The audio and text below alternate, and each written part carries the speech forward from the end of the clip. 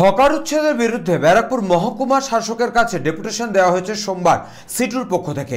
সেই ডেপুটেশনের বিষয়টিকে কটাক্ষ করে ব্যারাকপুর পৌরসভায় সংবাদ মাধ্যমের মুখোমুখি হয়ে ব্যারাকপুর পৌরসভা পৌরপ্রধান উত্তম দাস বলেন, বিরোধীদের সবসময় সরকারি কাজে বিরোধিতা করতে হবে, সেই জন্যই তারা বিরোধিতা করছে। এছাড়াও কেন্দ্রীয় সরকারের নীতির ফলে দিনে দিনে বেকার সংখ্যা বাড়ছে বলেও তিনি দাবি করেন। এছাড়াও এদিন তিনি আর কি বললেন তুলে ধরবো আপনাদের সামনে।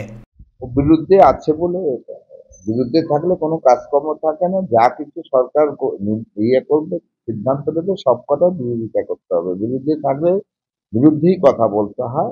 ওরা সেই হিসাবে বিরোধী দল হিসাবে যেটা পালন করা সেটা সঠিকভাবে পালন করে। এটা আমিও যদি কখনো বিরোধী থাকবো, সরকারের কোনো কাজই পছন্দ হবে না, সবটা বেশি। আজকে একটা ভালো কাজ, সাধারণ মানুষের জন্য ভালো কাজ, যেটা এই মুহূর্তে যেটা সম্ভব হচ্ছে, আজ থেকে 10 বছর বাদে যেটা সম্ভব হবে না। এই ধরনের রাস্তাঘাট ভরে যাবে, রাস্তাঘাট গাড়ি চলতে পারবে না, মানুষ চলতে পারবে না, এই যাবে। বেকার যতদিন যাচ্ছে ততদিন বাড়ছে।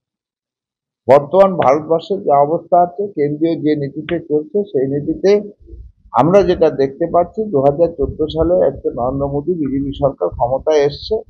সেই ক্ষমতায় আসার আগে যা বেকার ভারতবর্ষে দেখেছি, তার তুলনায় 20% বেকার বেড়ে গেছে, এবং আগামী 10 বছর বাদে আরো 40% বেকার বেড়ে যাবে।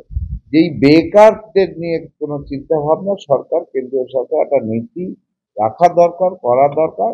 তাদের নিয়ে চিন্তা ভাবনা করছে না। কিন্তু এখন যে অবস্থায় আছে, মানে যে শহর অঞ্চলগুলিতে যে হকাররা রাস্তা দখল করে নিচ্ছে, রাস্তা যে কোনো সময় বড় অ্যাক্সিডেন্ট হতে পারে।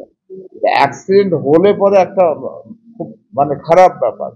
তার আগে একটা সঠিকভাবে সঠিক ব্যবস্থাপনা নেওয়া হচ্ছে, এবং তার সাথে সাথে হকারদের নিয়ে সার্ভে করা হচ্ছে। তাদের অল্টারনেটিভ যাতে ব্যবস্থা সরকার করতে পারে, এটা পশ্চিমবঙ্গ সরকার চেষ্টা করছে।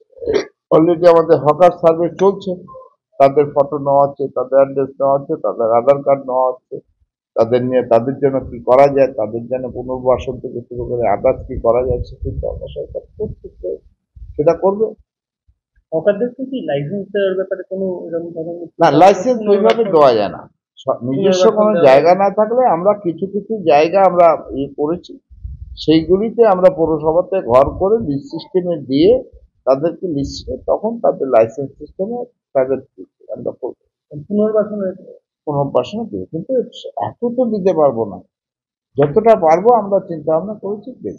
ব্যারাকপুর থেকে সৈকত গঙ্গোপাধ্যায়ের রিপোর্ট, চ্যানেল 24/7।